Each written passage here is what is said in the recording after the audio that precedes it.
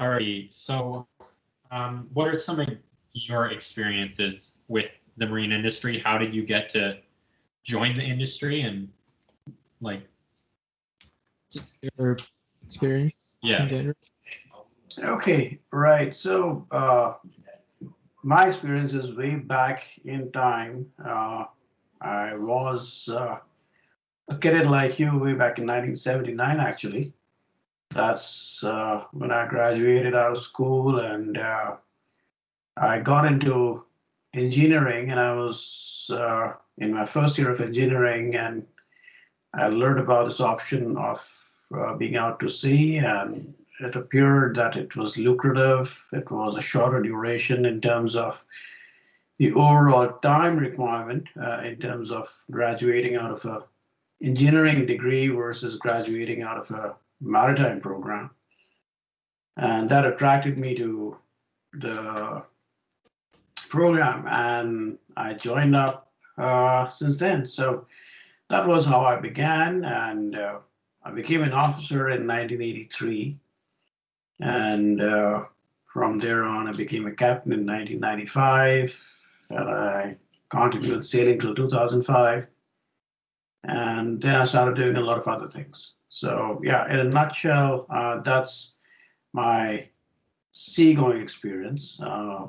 But in terms of life at sea, I would say that I've been fortunate to have sailed with some of the best crew, and I sailed in some of the areas which were like, I would say, safe, and I my experience at sea was, I would say, definitely some of the best times that I have spent in my life.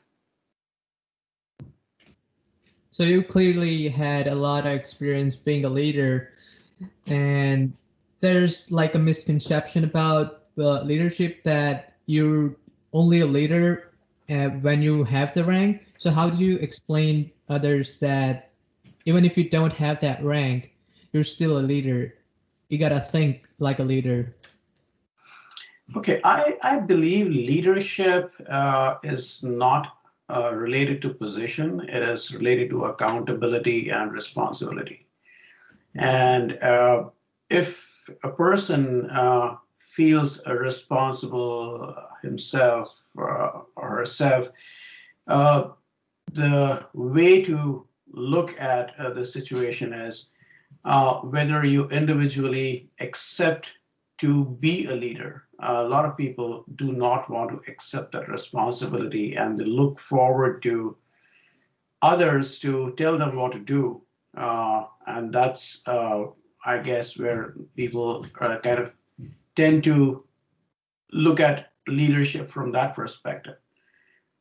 From what I have seen is that if you are willing to accept that there is certain responsibility that is associated with leadership, uh, and that goes irrespective of the position. And that responsibility, when you accept that, you automatically accept leadership. Then again, when I look at it from a perspective of people who, let's say, who is a junior most position on board, and who probably is a cadet, and will I say that the cadet, because he or she is new, cannot be a leader? I think that's wrong to assume, because the cadet is part of a team as well, and that team may just lose the leader of the team, and there may be a situation where the cadet has to accept that responsibility and lead people. Leading people does not necessarily mean giving orders and getting others to follow. Leadership is having the team work with you and work towards a common goal. So Yeah. that's what my thought on leadership is. Okay. And with leadership, obviously, trust on the vessel is one of the biggest things. If your colleagues on the ship don't or trust you, obviously they won't see you as a leader. So how do you, as a captain, build trust and a culture that will follow you and work with you on board a vessel? Yep. Yeah, good question.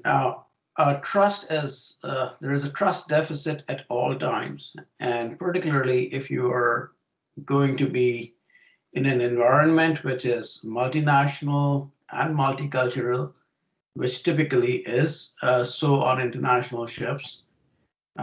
There is always a situation where the trust could be uh, uh, not present simply because of the fact that you may have people of different nationalities, their cultures are different, and they may not see you being trustworthy to begin with. And the same thing goes the other way. You may have certain prejudices and biases in your own mind against certain nationalities, and you may have issues of culture, and that is one of them. The other could be the very fact that there is a typical divide on ships between the nautical and engineering departments, and that I guess begins right from school. That's a pretty normal and yes, it's up to a captain, I would say, for him to ensure that that trust deficit is removed. For me personally, I think one of the best ways for or what I pursued on board the ships was to make sure that you come across as an approachable person. If you kind of draw a wall around yourself and you want to sit in your citadel all the day long, and you expect people would just do things at your bidding, then that's definitely not going to work. So you have to think like them. You have to at times work with them. And I have never felt anything wary about getting my hands dirty, even as a captain, if I could given a hand for some work. And those are the qualities that actually build trust. When a person who is probably the ordinary seaman or a motorman or a viper, and if the person sees that, okay, this, although he's a captain or a chief engineer, and that person is ready to give you a spanner or a hand or whatever that you need in a moment when it is required, if you could do that, then definitely those are the things that build a lot of trust in the individual. And with trust, support, it goes parallel with it. So how do you build the culture of support as well with trust? Because a lot of times what happens is um, people, if they don't know something, they will either hide it, try to hide it, fake it, or maybe lie about it. And I think it's because of support. Right. See, from why people lie is when people fear of the consequences.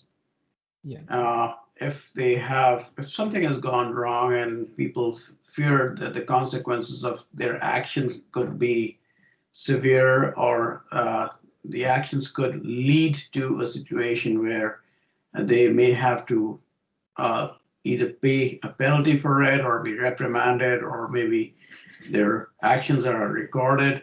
All of those things kind of creates a fear in individuals, and where they may want to hide what they have, if particularly the actions have been of a nature which could have created a problem. So to build a culture of trust, what is needed is that you have to ensure that people understand and realize that making a mistake is not criminal.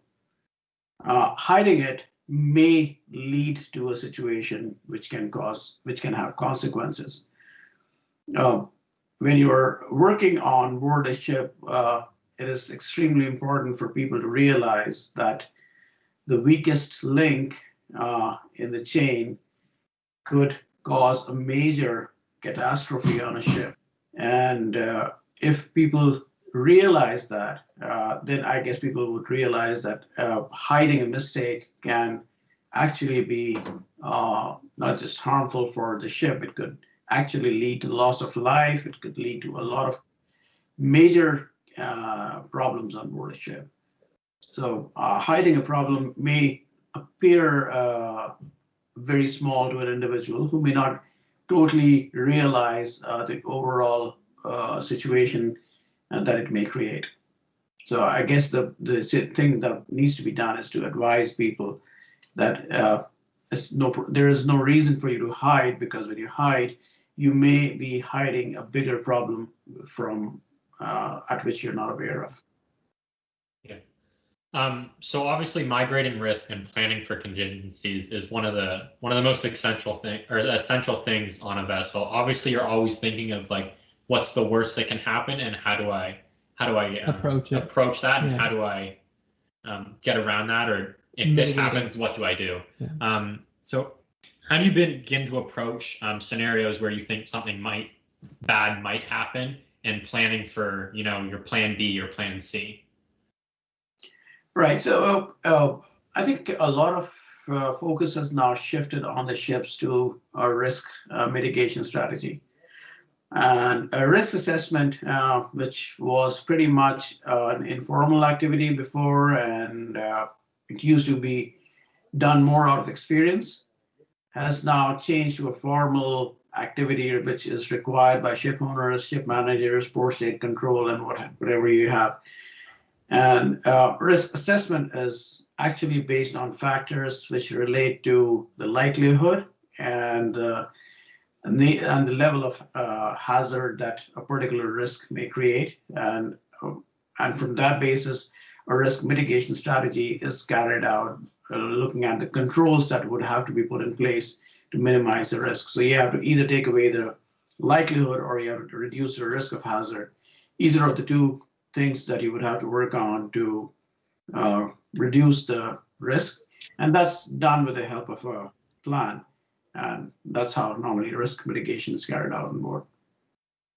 So how would you gauge a test's relevance from extremely important to not so important, because you're doing a lot of things at the same time every day? There's maintenance, we're underway, navigation, chart work, updating publications, paperwork.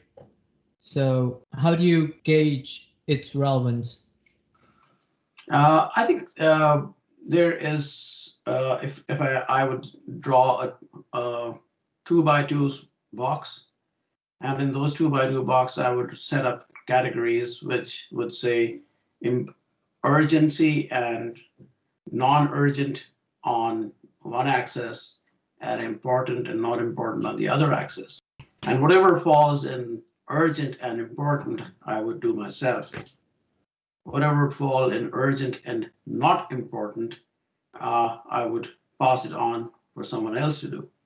Whatever is not important, or I would say whatever is not urgent and not important, obviously would be put at the bottom of the list. And so like the whole idea here is to prioritize the tasks in this nature. And if you do your task prioritization by setting up a box like this, I guess one can definitely put in each of these buckets the tasks that need to be done. And that would help in realizing what needs to be done now and what we can totally forget about. Yeah. And since we're cadets, I kind of want to ask about cadets. So, what would like an ideal cadet look like to you? What traits are necessary, or you'd prefer in a cadet? Behave like a leader. A cadet is, like I said, when you start. See, when I was a cadet, we had something called amongst the evaluation that we were put under was not just academic. We also had something called a measurement of officer-like qualities. And that officer-like qualities measurement was more of a subjective evaluation and based on how the individual behaved and how the individual performed in the activities. So that's where I would say the whole thing went. So working on board a ship as a cadet, it's extremely important for the cadet to realize that although he is on board for learning, but to be a student, the life on a ship is not theoretical. Life on a ship is totally practical, and that requires a cadet to pitch in and do work at every level so that the person realizes that 3 years or 4 years down the line, when the cadet becomes an officer, he totally is aware of what needs to be done, how much time it takes, and what is required of people. So he becomes part of the team. He gets to learn the practical aspect of doing work. He learns the value of labor and all those things which are expected from a leader. So to me, a good cadet would be a person who is aspiring to take my position as a captain one day. But to get there, the cadet has to go through all the steps, baby steps, I would say. But yes, those steps are essential at every stage. Okay, so if someone, say, walked up to you in the hall of school one day who wasn't in the Marine Department and they asked you a question saying, I'm thinking about joining, would you give me any advice of how to start? What advice would you give them? Well, it depends. A lot of things come into play when a person has to look at making sea as a career. I would definitely encourage, because for the simple reasons that for the academic qualification that a seafarer carries, the money that he makes is definitely a lot higher than an equivalent qualification on a shore-based position would carry. That is, but then money is one aspect. The other aspect is the person's ability to withstand those conditions and live in those conditions, and they go hand in hand. A person has to be able to manage time. A person has to be able to manage himself as an individual and as part of a team. Like those are the things. If a person is cut out for those and ready to take that, for sure, the sea can be a good career to follow. And how would you say safety has changed since you joined the industry? Interesting question here, because when I joined the industry, there were lesser accidents, and that was simply because people were more watchful of things in real sense of things. I've seen the culture change from there to filling of sheets, checklists, and a lot of paperwork, but disregarding actually what that paperwork is expected to do for you. All the ship management companies, they have kind of diverted their responsibility, which they technically own, to people on board the ships, which require them to do a lot of things in a very short period of time, but at the same time ensuring that the ship's crew performs a whole lot of safety checks before every action. Over a period of time, the crew gets complacent in filling up those checklists, and they do not really follow the safety checks that are really supposed to happen. The checklists just get filled up. And that is the biggest drawback that I see in safety. So yeah, I would say the standards have become more formalized, they have become more documented, but overall, in sense of the number of accidents, I would say there are more accidents happening even today than that was in the past. So the documentation and paperwork has not really done much good as expected. Okay, and with that topic about safety on a vessel, I'd like to ask you, what was one of the more unsafe things you saw in your career? And if you were to go back, how would you change that? Well, you're putting me in a spot. Yeah, that's understood if you. Yeah. Okay. See, when you're on a ship, a lot of time things get done because it has to be done. Yeah. So I would say one of the things that as a cadet that one is supposed to do is read the drafts, particularly when the ship is to be loaded to a certain position, certain cargo weights are. So as a cadet, yes, I was responsible for reading the drafts all around the ship. So I was supposed to read 6 drafts, 3 on the shore side and 3 on the offshore side. And being able to do that quickly, we used to do that check by going down on a monkey ladder, which is basically a rope ladder, and with cylindrical steps. They're like round, kind of a round bar, wooden bars. They're light to carry, easy to deploy, and that's what makes it handy. So as a cadet, I was being junior most person on board, I would hardly get the support of crew because the chief mate would expect me that, you are the future officer, so you have to find a way to do it. And a lot of times I would get hold of someone, and the process would be to ensure that I would secure the ladder properly, ensure that it is properly secured to the ship before going overside and reading the draft. And at times, in the process of getting the drafts, I would tell the person, whoever was with me, to just stand on the step while I go over the side instead of just tying up the whole ladder in one place and then shifting it to the next. So yeah, I mean, I did that. As a cadet, I did go over the side with someone just stepping and putting his weight on the ladder and acting as the weight on rather than securing the ladder. So yeah, if I was to think of those, that was pretty risky.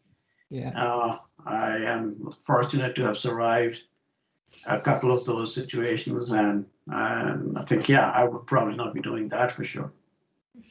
Yeah.